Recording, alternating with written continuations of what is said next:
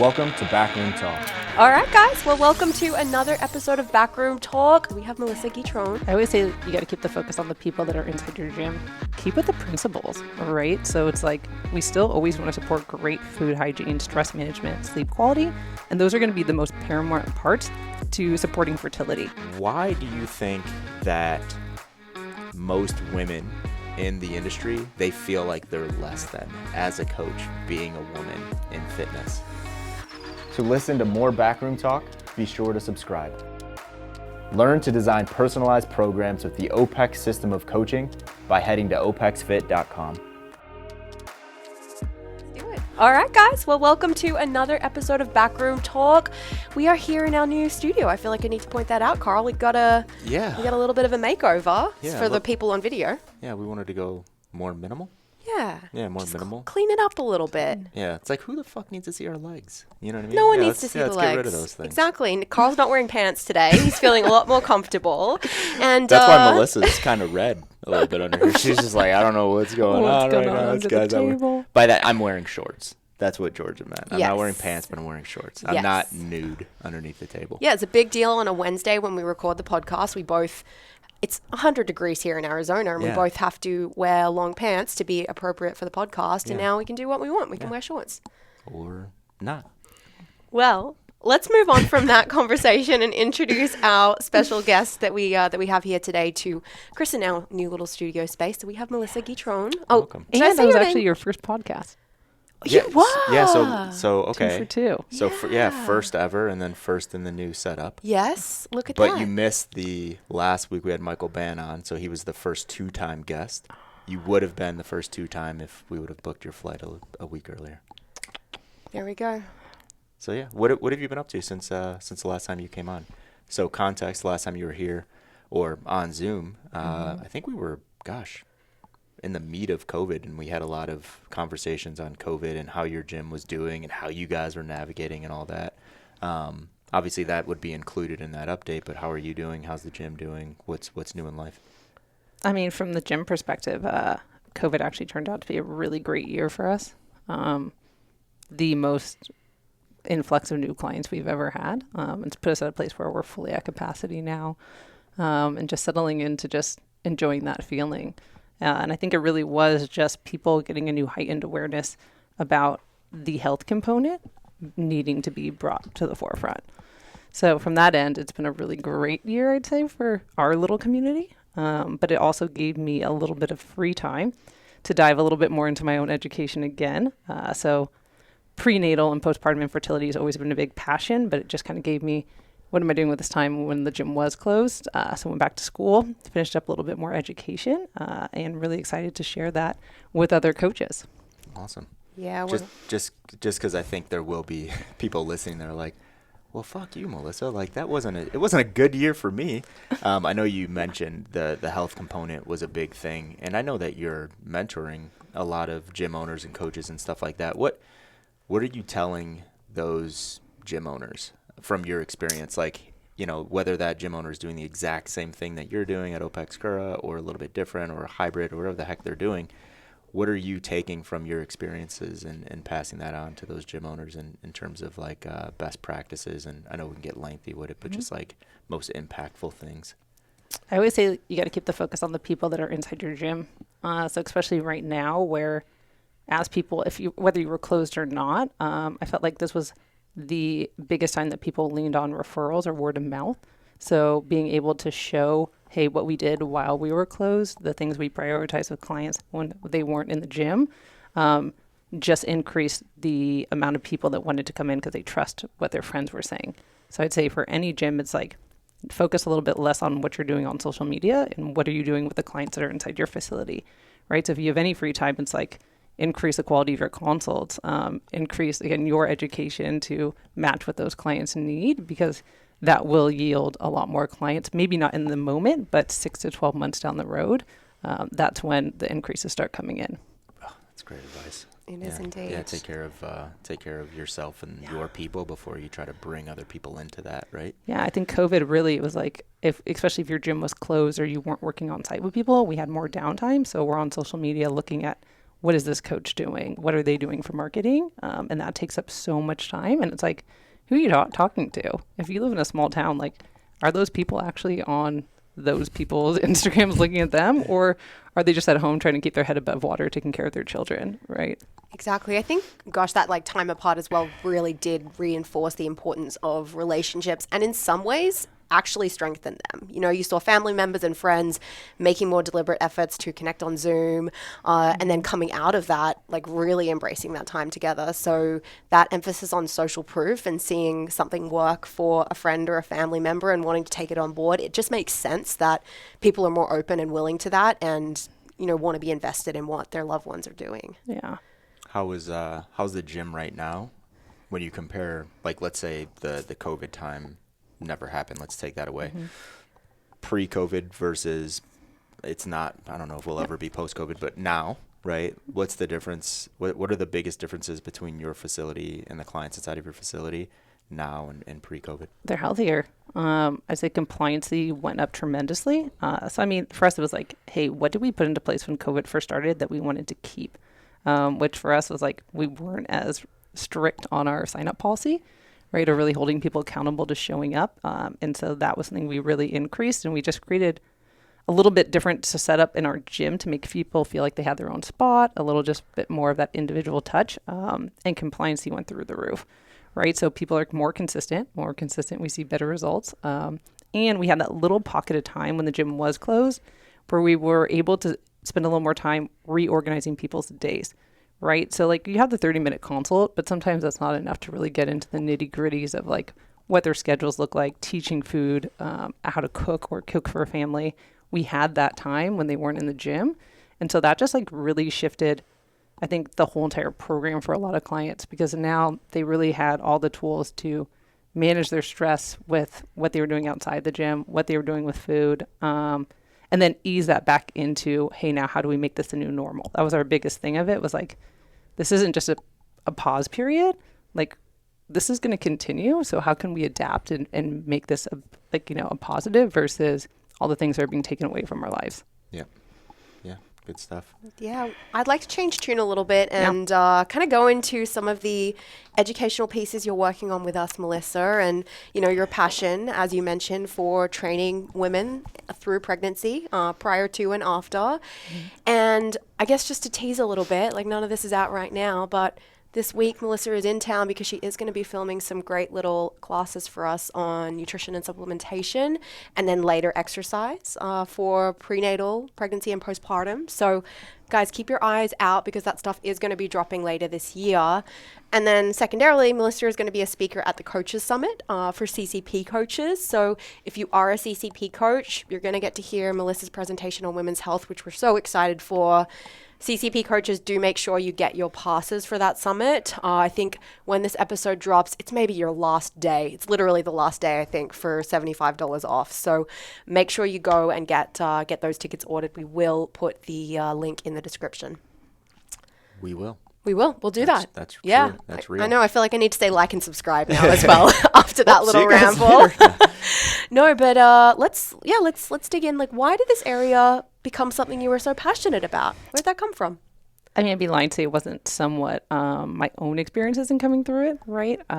Just coming into the sport of CrossFit, going through, a good 6 years of not getting a period, not getting the support from my doctors to know that there was something wrong with that. The process I went through with my coach and restoring normal hormone again. I was like, am I the only one that's going through this? And the more you talk about it, you realize you are not, that this is just something, a chapter in school we do not learn. But it doesn't end there, right? So it's like, now that we restore hormone or we get people to go back to normal cycles, where does the conversation go when we go into wanting to conceive? And how can we make that process a little bit smoother with our clients, where it's not like, now we're pregnant and we're really overwhelmed because we don't have all these lifestyle pieces in place that could make the whole process so much easier. And then even after that, it was like having clients have kids, and now it's like I lose them for this period of like delivery to 6 to 12 months where they kind of just go black and we take a pause before they come back. And it's like, what's going on during that period, right? They're not in the gym, but like, I don't think they're taking a break because they come back really exhausted looking. So what is going on in this black zone? And how can we as OPEX coaches still support our clients during that period where it's not like this hold and then we come back and you're supposed to be who you were before you had your kid? I think with anything, for coaches working with populations that they don't fully understand, there's always a little bit of fear, like worry about I'm going to do something wrong, I'm going to hurt this person, and then just a lot of misconceptions as well. So I'd love to kind of start the conversation around what you think are maybe like the 3 biggest misconceptions that coaches have about, you know, training for fertility support and then through pregnancy as well. And I know that's a big question. I mean, I'd say the first thing is like it doesn't need to shift that much during First, I come back. Have you gone through CCP? Yeah, that's always gonna be my first one. Because if you haven't assessed the person in front of you, like it can get a little crazy. But you know, if you're already in an ID model, keep with the principles, right? So it's like we still always want to support great food hygiene, stress management, sleep quality, and those are going to be the most paramount parts to supporting fertility. You know, and I can say that time and time again is like right now we are seeing the most amount of money being invested in telling women that they have a fertility issue when less than 2%, 2 to 3% of the population actually has a fertility issue. It's lifestyle driven, right? So for a coach, it's like stick to the stuff you've been working with your clients and ask honestly, are they where they need to be with those, right? So food quality still isn't great. They're still overstressed with work and training. It's not going to change or move the needle in any direction to get them into a better place to conceive a child. So that would be my number one. Yeah, really quick. How can a coach identify if it is actually a fertility issue versus a lifestyle shift that needs to occur that's making someone unable to conceive? I'd say the first thing would be looking at how long they've been trying to conceive, because typically if it goes past the 6-month mark and they haven't been able to conceive and they go to the doctor, they're going to tell them they have a fertility issue.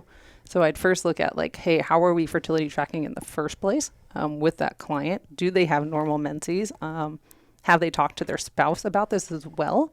Because typically we look at the female to be the fault in why we're not getting pregnant. And sperm is a part of this equation. Really? Right? So, right. Wow. Do we need to go through like a that's basic whole birds of the bees nother one lesson? that we talk about? But we did have a conversation on tadpoles the other day as we were walking past With the boys? Yeah, and I was like, well, Carson used to kind of be a tadpole, but we'll dig into that one later. But I say, yeah, from a coach perspective, if like you're trying to support their client through this, again, 2 to 3% actually have an issue with being able to get pregnant. What are the markers that we're looking at to identify? Well, what are the markers that we're looking at, or that a professional is looking at? If a coach is saying, "Hey, I don't actually understand this," what are those things that we're looking at? They're like, "Oh my gosh, there's a fertility issue happening," because there's no fertility marker, right? No. Like we can't there's no like thing that comes up on a panel that says you're fertile or you're not, right? Like what is it? The biggest thing we're going to see right now is the impact of PCOS. So if you do have a client that's going through that is going to impact her ability to get pregnant until that's managed. So that's going to be the first one. We also what's PCOS? So we start talking about that. We're moving away from even using that term now, right? Because there's a few different things that can be going on here. I'll go off on a whole tangent if we kind of dig into what PCOS is. But just generally for someone that's listening, they're like, I lost you there. I don't know what that means. So typically what we see when we have a female that has PCOS is hormones go slightly out of balance here. You're going to see a loss of a period for most females. We're going to see an increase in potentially some weight gain or some facial hair, things like that. Typically it is lifestyle driven. It doesn't mean the client actually has cyst, which usually is where this first came from. So I'd say on that, there's no true diagnosis is like what we're calling PCOS anymore. It's kind of going into a bunch of different branches, and it's being misdiagnosed as well. So I don't want to go too deep into that because I get a lot of females coming in thinking they have it, or just like getting a symptom that someone else has, and now they're like, oh, I have PCOS. Yeah. When again, we're just still not addressing some of the lifestyle things that could be out of balance for that person. But that is going to be one of the first ones. We also do need to take into account age. So we are seeing for the first time, or in this decade, most females are waiting a little bit later in life to have a child just because we are prioritizing our careers. And that does have an impact on fertility, right? So the amount of eggs we have are going to decrease over time. So if we start seeing females trying to conceive, after the even 34 and up, it does impact the ability to get pregnant, right? So that's usually what we're going to a doctor for in the first place is, hey, how many follicles do we have? What does our body look like? Where are we sitting on the spectrum going toward perimenopause? Just to get an idea of like what our fertility rate actually looks like. Yeah. Removing all other considerations like, I'm starting a career or I have this going on in life and that going on in life. Biologically, when is the best time for a woman to, all things being equal, to have a kid? I'd say typically it's going to be, between 20 and 30 is like 28 actually. Basically, if we go back to when would be the most fertile time, yeah, like in your late teens to early 20s is when we are going to be most fertile on both ends for men and women just to create a really great child. Again, that's saying that we're not going to finish going to college or some of those other things that we typically now normalize. But your late teens to early 20s. Yeah, and the only reason I wanted to say biologically is I think we see a percentage of women that do get into those later stages. Let's call later stages 32, 34. Yeah.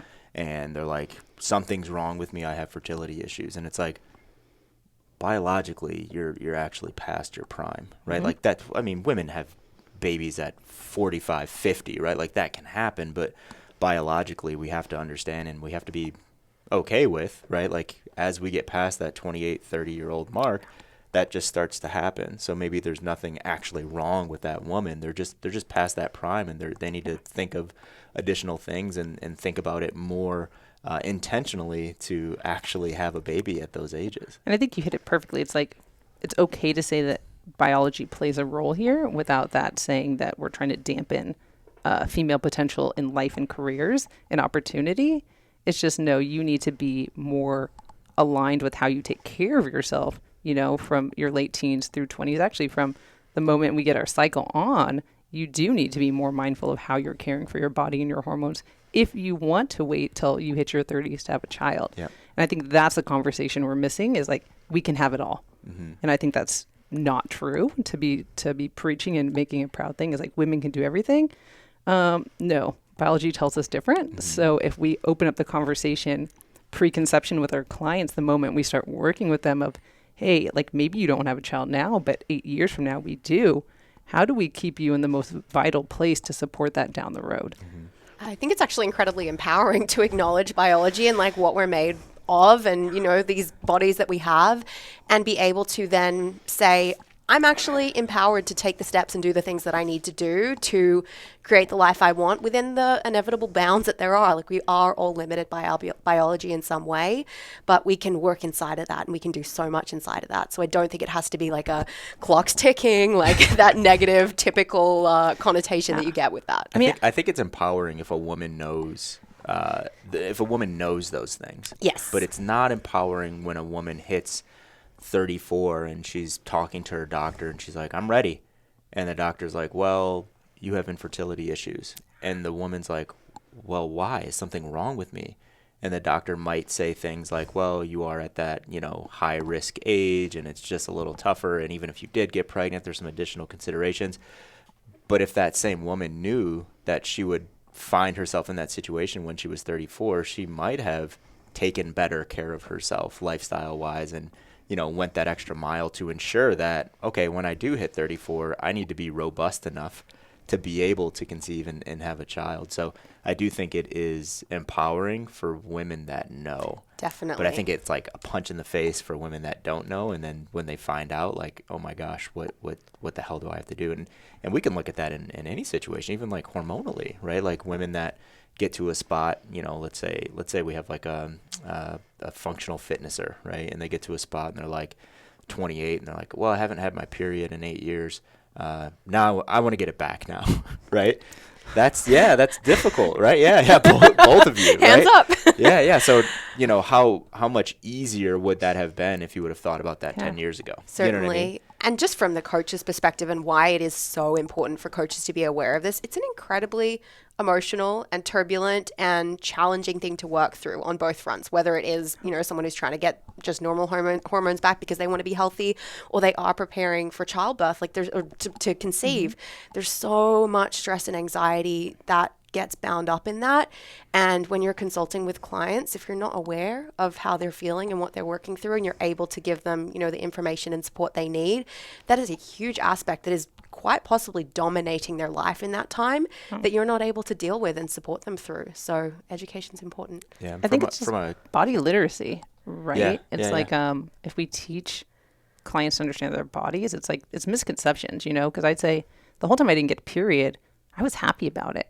I was like, fuck yeah, like no period. I don't have to deal with that. No dealing with that. So and you know, you go to the doctor and inconvenient. like, when you want to have a kid, then we'll deal with it. So I'm like, I'm lean, I feel good, I'm training good, you know, and that's a slippery slope because all of a sudden, now I'm getting like nummy fingers and I'm cold all the time and my hair is not as thick as it used to be because I'm not getting enough calories. But right before that bad period, it's like no periods, life is great, you know, so it's like just a lack of knowledge of what's actually going on in our own bodies. Yeah, and we're kind of, no pun intended here, but this is backroom talk, right? Like we wouldn't talk to clients like this, right? It's like you have to have a level of empathy when you're talking to a female that is in this very emotional spot and not being able to conceive or having issues conceiving.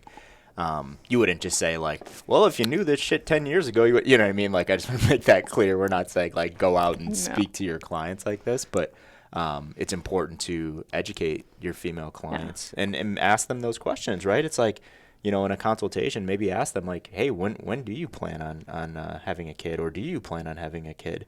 Because they may not even be thinking about it, and they could be, you know, 24, 25 years old, and, you know, career's going great, and fitness is very important to them, and they're just like, oh man, well, I don't know. And it's like, well, think about that, right? Because some of the things that we're doing, we have to consider, like, are we going in that right direction or not? I remember we had that conversation. Mm-hmm. And I mean, I get that often from clients, like, oh, you're trying to have a child, like, so excited for me. And I'm like, oh, like, potentially, but like, it's also just like, I want to be on the forefront of knowing how old I am, making myself in the best place I possibly can be. So I think that's why I really wanted to create these courses, is like, it's never too early to start having this conversation with clients, especially if you are a newer gym and you have a lot of clients that are in their 20s. It's like, hey, melatonin is really important when we start talking about wanting to get pregnant. This is maybe why we want to start cleaning up sleep hygiene now when your client's sleeping 5 hours because they think they need to grind that hard for their career, right? There is always a way out you have to do when it's like career versus long-term health. Mm-hmm. Yep.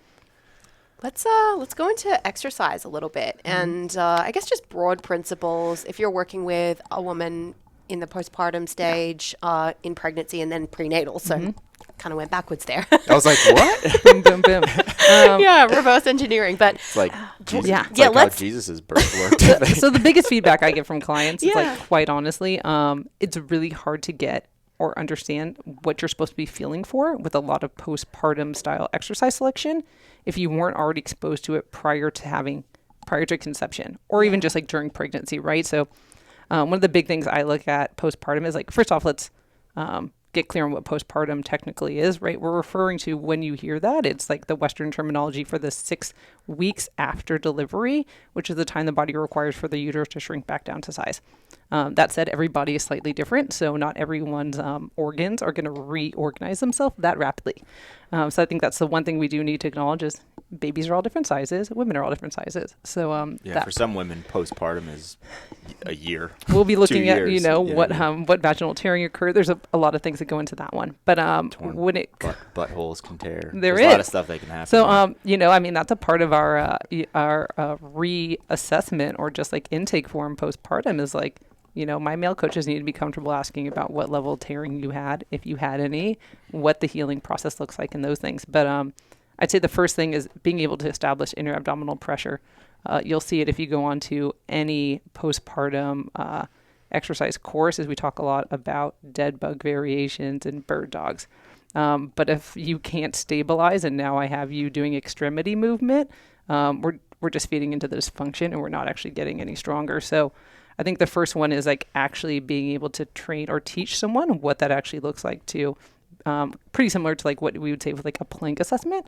If someone can't hold a dead bug position or breathe in that without losing lumbar for more than 40 seconds, I'm not going to start increasing a bunch of variations where we're now moving arms and legs. because they can't even stabilize long enough to do that correctly. Which postpartum, when you have no feeling of what's going on down there and someone's trying to tell you to engage these muscles, they don't exist. Yep. Right? So if you can train that or go through those principles during pregnancy, or even again, preconception, at least they have a mind-body connection of what they're trying to get back to, right? And that could take, 6 months before we're like, oh, like I can actually feel stable and strong in this position again. So I'd say like that is the biggest thing that coaches need to get comfortable with, is not rushing the process too fast. Because I think it's like, we're like, cool, these are the exercises that we know that are okay. You're postpartum, we're going to be doing bird dogs every day and dead bug variations. But if they can't hold to even go into them, we're missing the mark. Let's say a female client comes to you and she tells you that she is wanting to conceive. Yeah. Is there anything at that point in exercise program design you would look for or look to remove in that like preconception phase? If their lifestyle is balanced, I'm not saying that anything's going to be off during preconception. Absolute strength and structural balance is always going to be number one, especially postural, right? So if you think about what happens when we get pregnant, anterior loading goes up, right? So breasts are going to get larger, bellies are going to get larger, right? So we don't have really great upper back and postural endurance. The biggest thing we see or complaints out of females is upper back and shoulders, right? Shoulders start rounding forward. We get some lower back pain or sciatic pain just because we didn't have great posterior strength going into it. So I'd say like the number one thing I'm aiming to do is get my females as strong as possible before we get pregnant. Yeah, it's almost like you look at the most common issues that are going to happen postpartum, right? Mm-hmm. It's like there's a lot of things that you have to look at through pregnancy as well, especially with a woman that's already gone through that, right? Like a very simple thing. It's like, what were the biggest challenges for you during your last pregnancy? And they're like, well, my fingers got numb a lot. I put on way more fat than I should have, which put me in a really bad spot postpartum. And that list can go on for a various number of women in various situations. But I think you have to look at like where that woman is going to end up and say, okay, I'm training for that.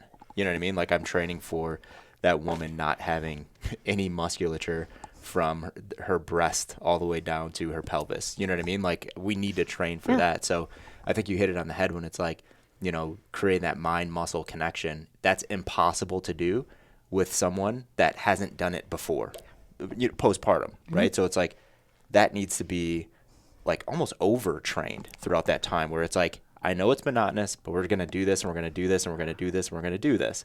Right. And then when they get to that spot, they're just going to be in that postpartum spot. They might be in a much better spot because their brains know what it's looking for. But if the brain doesn't know what it's looking for, it's going to take a lot more time to organize. I think I feel it. I'm not sure. Melissa, like, what does it actually mean to feel it? Melissa's like, well, she's looking and she's like, well, lumbar is stable, belly button. Like, I think you're fine. It'd be easier if it's like, do you feel the same way that you felt 8 months ago? Like, yeah, I feel like I'm getting back to normal. Quite honestly, I'd say I don't think that half the women that go see pelvic floor specialists would need to do that if they had been trained on what they were supposed to be engaging from the get-go, mm-hmm. right? Because that's it, right? Coaches don't feel confident.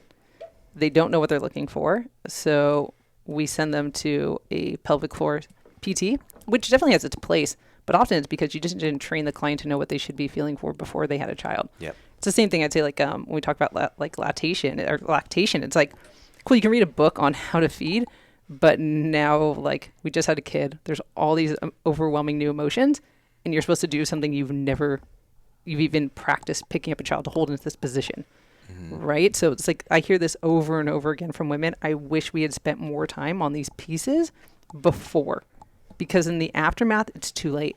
It's not too late, but it's like, now there's so many other things going harder, on. Right? It's harder. Yeah, it's harder. Yeah, I mean, I think a lot of the problem as well comes from people, coaches, clients, whoever it might be, looking for the solution in like, what are the best and the worst exercises mm-hmm. for this time? And they're not thinking about the principles. What are we preparing for? Where is this client starting with? What does that assessment look like? Mm-hmm. They're forgetting that stuff, and they're just thinking, oh, we have this condition of pregnancy. Like, what should we and shouldn't we do? Yeah. It's kind of a leading question, but are there like best and worst exercises through pregnancy? I'd say yes. especially, so like I am a big one of pulling out some overhead exercises depending on where we are, right? So we go from first trimester, you have to acknowledge that that's going to be the period in which if we are going to have a miscarriage is going to happen. Most women are going to be scared. You have to acknowledge that fear is going to come in because when you go to the doctor, they're telling you this is the period to be most mindful. You're also going to feel the most fatigued there, right? So if we're going to be open, susceptible to some injury, it might occur during that first trimester because we're already fatigued. We're already kind of a little skittish. And now we're trying to do what we were doing before we got pregnant. So that's going to be the first one, is just being mindful of that, and then as we go, you're going to be, as we get to a certain place, we're not going to be able to plank anymore, right? You have to keep it in mind, the amount of weight that's coming down and bearing down on the body. So we'll start pulling out some planks and things like that. But there really isn't, again, this is why you'll see it with some CrossFit females that continue to train all the way up into delivery. There's nothing that needs to come out if the program design matches the person that's sitting in front of you. I'll always go back to that, is like take into account who's sitting in front of you, what have you assessed with that person, and does this pattern support what they need and align with their goals, right? Which is, if the goal is to stay feeling good and stay strong throughout pregnancy, like maybe some of the sexier stuff doesn't even align with their design anymore. Yeah, I think it's capabilities and risk mitigation. Yeah. You know what I mean? Because can a woman that is 7 months pregnant climb a 15-foot rope effectively? Some can, right? Is it worth the risk? I don't know. It would never be for me. No. Like if I'm programming for a 7-month pregnant woman, I would never put 15-foot rope climbs in. But I'm not saying that every woman that does that, that's the wrong thing to do. But I think we always have to weigh like the cost benefit, right? It's like you can do it, but what's the point? You know what I mean? It's like, what's the value add here? So I always go back to considerations of like, what's the capabilities of the client? And this is where I just don't believe in some of the courses that are just about modifying some typical stuff we'd see inside CrossFit. It's like, considering why, like if the woman couldn't do a pull-up in the first place, like, am I really concerned if can she continue to do banded pull-ups during pregnancy? That probably wouldn't be in her design in the first place. Yep. Some chin over bar holds might be very beneficial for her though. A little extra weight. Yeah. Yeah.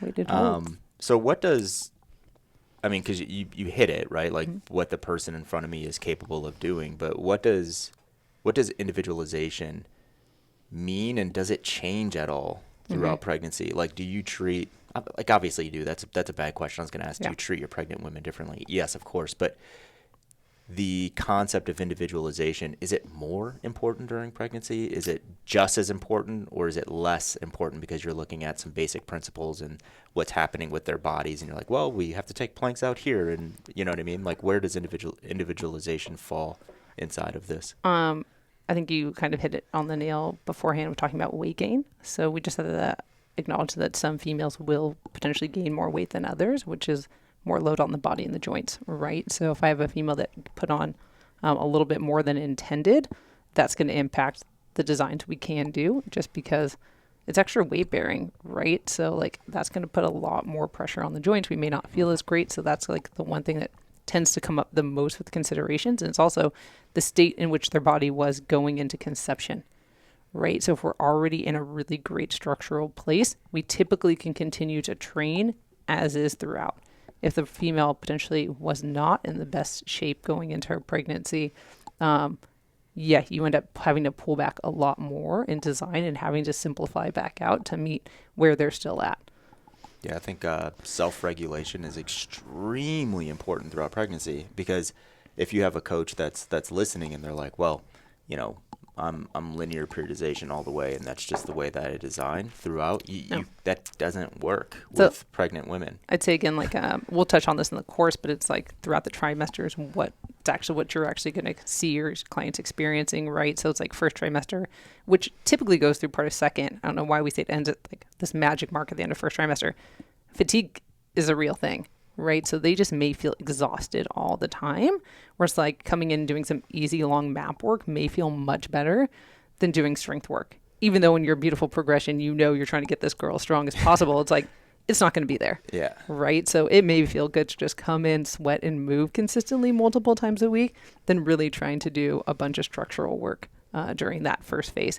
So, and most females won't self-regulate on that, right? It's in their program. They're going to come in and do it and just leave feeling worse than they first came in. So it is kind of having that open dialogue with your clients, having them feel safe to tell you when they are tired and when they need to pull back. What can that look like in design for a coach? That, because it's so easy to say self-regulation. Obviously, there's some education that needs to happen with the coach and client, but you're behind your computer, you're in Coach RX, and you're like designing this training program, and you're thinking about this self-regulation that might occur. How do you design that? Like, how do you tell your pregnant client, like, if you, because I'm pretty sure you're not writing like 3 programs. You're like, do this if you feel good. If you don't, do this. If you like, how do you design in self-regulation? So self-regulation, I mean, I think would come down to, well, we can always change that based off tempo and weight selection, right, for a client, right? If we're supposed to be doing like a heavier squat that day and it feels good to come in and just move through some goblet squats, like that's where you can have that, depending on the client and, you know, the autonomy they have, they may know how to switch up their selections a little bit. But I'm always a fan of map work, especially for first trimester, just to take it out of the conversation at all. It's like you can easily have some breathing on the bike into some isometric holds that are still going to create some great structural strength without taxing the nervous system as much, right? So I'd say, honestly, for most of my females during that first trimester, we're doing some longer map days and then maybe 1 day of structural work put in.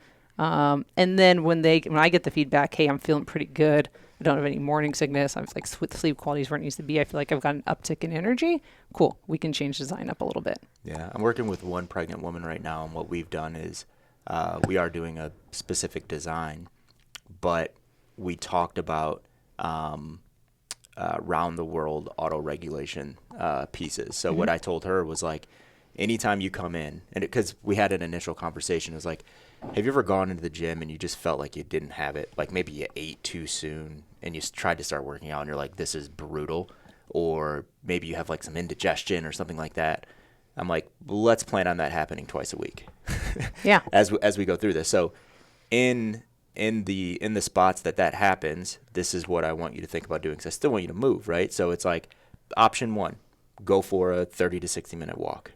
Option 2, if you do want to actually be in the gym, take this round the world template of like 1 minute, 1 minute, 1 minute, 1 minute, 1 minute times 8 and plug in something cyclical, something isometric, something cyclical, something isometric, and then she'll just plug that in. Yep. And she has fun with it. She's like, I didn't feel great, but I left the gym feeling better because I was able to shift that up and plug A, B, and C in, and it felt like I didn't just like waste the day.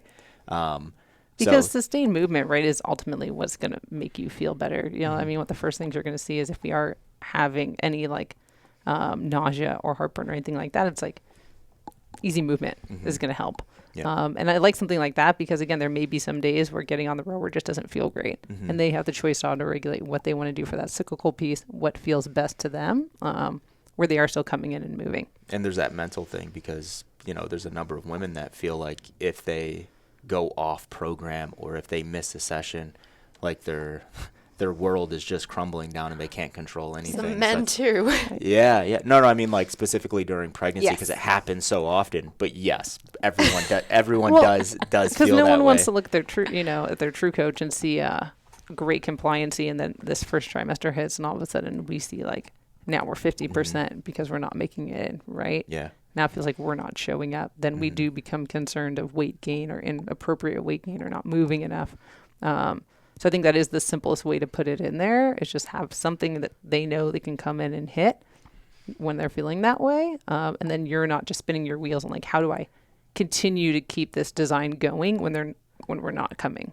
Yeah, I think we're just trying to avoid that. I think usually we see it in nutrition, right? Where it's like, it's Friday, it's noon. I'm going to kind of get off track at lunch. Well, I already got off track, so I'm just going to stay off track for the rest of the day, right? Like we're trying to avoid that in exercise, and what you're saying in compliance. Yeah. It's like, well, I missed today. It's Monday. I'm just going to take this week as an off week. I already blew my week up, right? Like we're trying to avoid those bad habits coming into play. For sure. Anything else on pregnancy, or should we spend the last few minutes talking a little bit about women in fitness? What do you think? Yeah, let's do that. I'd like to do that. Let's spend 5 on that. Do you want me to lead it, or do you want to? You lead it. You go. Yeah, Yeah. So my question is, you put out a lot of like woman empowerment stuff inside of fitness, right? Like, you being a really well-known coach inside of our OPEX sphere, and you teaching these courses, and you speaking here and you speaking there. It's like you're on this pedestal, right? Because you've earned it. Why do you think that most women in the industry don't feel that way? Like they feel like they're less than as a coach being a woman in fitness. I mean, the first thing for me will always come back to is I've been in this organization for a very long time.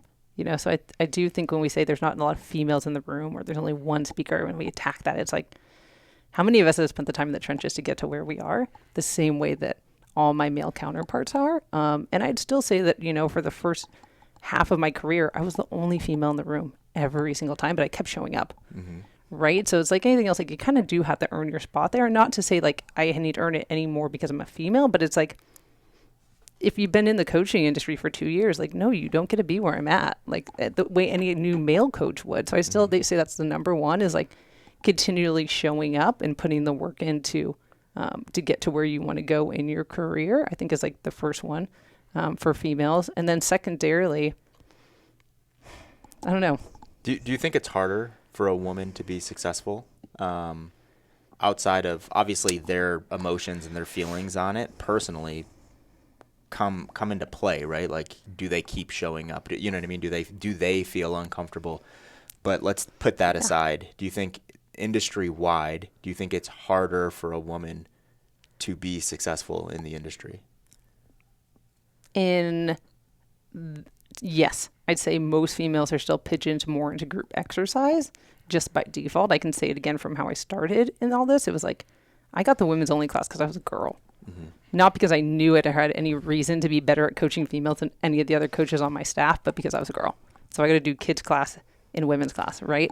But that was on me to question that norm and be like, no, I want to be coaching those men. And I know as much as you to be able to do it, right? So I think that does take a little bit of self-preservation just to continue to go after what you want and purpose. But I can also attest to it in just being a part of OPEX and the culture inside of how we work is like, I've never been looked at any differently than any other male in here. And that's not the same for a lot of other education programs that I've been in, where it's like, you don't get seen as much, and if you're there, it's because you're like a physical therapist, right? Like the only other female would always be like someone that's in PT or corrective, not in sport.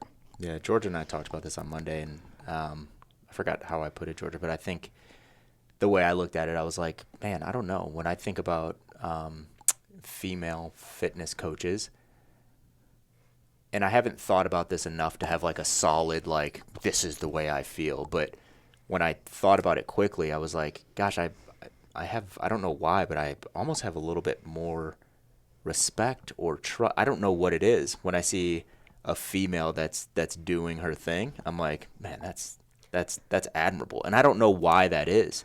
You know what I mean? Maybe that's a bad thing to feel that way, right? But when I see it, I feel like, because you don't see it often, right? So maybe it's just that. Maybe it's just because I'm like, oh, that's nice to see. But anytime where we have a live event, anytime we have cohort calls, anytime like I see these women that are just like doing their thing, I get more excited for them than I do for males. Maybe it's just because I'm so numb to seeing male, but we're just seeing, and you talk to these coaches more than anyone, right? We're seeing so many females come in. I think that's the cool thing about it is like, we're still on like the cusp of something so new, for better or worse, like CrossFit really was the first time it made it cool for females to weightlift, And so like, we're just seeing the trickle effect of now, what does that look like in this next generation of females feeling comfortable and confident to even think that this is a career path they can choose. I mean, I get that like message at least a few times a week from like younger girls that are in high school and college of, hey, can I just know what your trajectory was? Mm-hmm. Like, what path did you take to get to where you are? And I always say, like, we did this so that like you have a smoother pathway to get into this and not have to go through some of the shitty experiences with men to get to where I am, right? Because it's been great, but there's, be a lie to say it wasn't periods where it was like, yeah, you're the girl in the room and like you get the fun jokes and no one takes you serious because you're the blonde chick. But now it's like, it is cool to see so many more females come in because it is being more normalized and normalized to be a female in it, not to be a girl trying to mimic a male in the industry. Well, that's it. And I think that's where the challenge is, and where I definitely personally found challenge was having to squeeze myself into this mold of what I felt was expected of a female in the industry, which is really requires you to assert yourself. We know for a fact, like, women tend to be less good at asking to be paid what they deserve and for, being strong and confident in the workplace. And men tend to not be. They're a little bit more aggressive. Obviously, there's variation within men and women, but for the most part, women do tend to hold themselves back and get in their own way a little bit more there. And my experience as a coach coming into the industry, I had to be loud. I had to be confident. I had to kind of peacock like the guys did if I wanted to be taken seriously. And not all women want to do that, but I think we are seeing a change where women can be who they want to be, and not have to, again, try and like put on this bravado to stand beside coaches like Carl and not that you would ever like. Yeah, I'm like, you're not that guy. You did nothing, but definitely to like feel like you were respected. Yeah. I felt that need to like pump myself Georgia up. Georgia keeps flexing. I don't know why. If I was a female watching this, I'd probably go into work tomorrow. So this is Thursday for you. And I'd be flipping fucking tables over. Like, hey, pay me more. I want to do more. I'm going to be loud. I was like way of superior man. That was like, I'm totally masculine in essence. This is totally, I'm like, and then I got a little older. I'm like, no, I'm definitely a female and I have like feminine essences. Yeah. But it was like, I shunned those to be a bad thing. Yeah. Feminine essence was weakness. And, even coming through life coaching when I first came into OPEX, I was like, masculine is superior, the way of the superior man, right? Yeah. That's what you aspire to be like. And I downplayed all my female traits because I thought of them as like, again, something that would weaken me.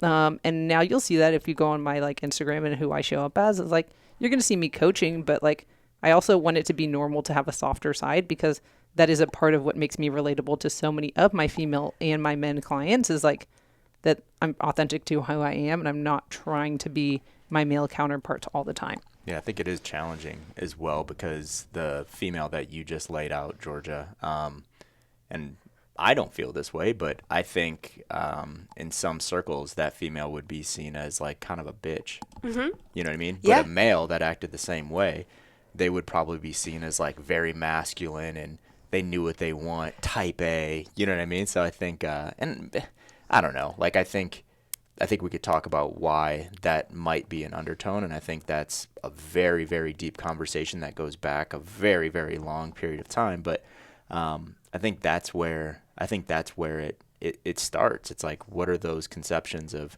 how we should act based on gender roles, right? Yeah. It's like that's what it is. Not saying those things are right or wrong, but I think they're reality. Yeah, well, I guess like my final note there is the thing that I love about what we do in fitness and what our coaches are out there doing is they're not trying to fit the mold, i.e. like this is a high intensity, CrossFit class, rah, rah, rah. They're not trying to be, Orange Theory. They're not trying to be like a bodybuilding, like we're all posing aesthetics thing. Everyone has their own vibe. Every OPEX coach has their own clients that they want to work with. And so it does allow coaches to not only look after the individual client, but also build themselves up as the individuals they want to be. And I think there's something really special in that. Yeah, I mean, I'll end on that from the ID models. Like, this week I have a female that's postpartum and she's goblet squatting like a 90-pound dumbbell. And there's a new guy in the gym. He's like, man, I want to be like that girl. Like, when do I get to go away from the anterior med ball to like a weight like that? And I was like, can you send me a video of her? We get this question quite often on the forums. Like, I don't know about this FME, the 20 rep max goblet squat. I can't even hold that in the front. And I'm like, well, maybe the problem is you should be able to hold that. Like, stop using that as an excuse. That's my number one with all my clients. So I was like, cool. So you did that for, okay. Like, I use that one all the time, especially for like my females and why we want a stronger upper body. But yeah, I mean, it's just like hilarious though to see this guy be like aspiring to be like her and just she has kids? Like, how old is she? And she's like, I just have a 20-pound ball. Like, but that was cool for it to be like an aspiration, just to be like another person, the client, because with the designs being also different inside the gym, it's like never a fear of missing out or what I should be doing. It's like, I get why I'm still doing an anterior med ball and why I'm not there yet, but it gives me some aspirations of where I want to go. Definitely. Well, guys, I think that's a really good place to wrap it up. As we teased before, we have some really cool educational content with Melissa coming, including our live coaches summit. So CCP coaches, make sure you go ahead and get your pass. Melissa, where can people find you? You can find me on Instagram, Melissa_Tron, Tron. I also own an OPEX facility, so OPEX Kura in downtown San Mateo. So if you're ever in the Bay Area, I always encourage coaches to come by and check us out. We are super open to having people come in. As always, guys, please leave us a review if you're on audio, like and subscribe on YouTube, and thanks for joining us, Melissa. Thank you, guys. Thanks, Melissa.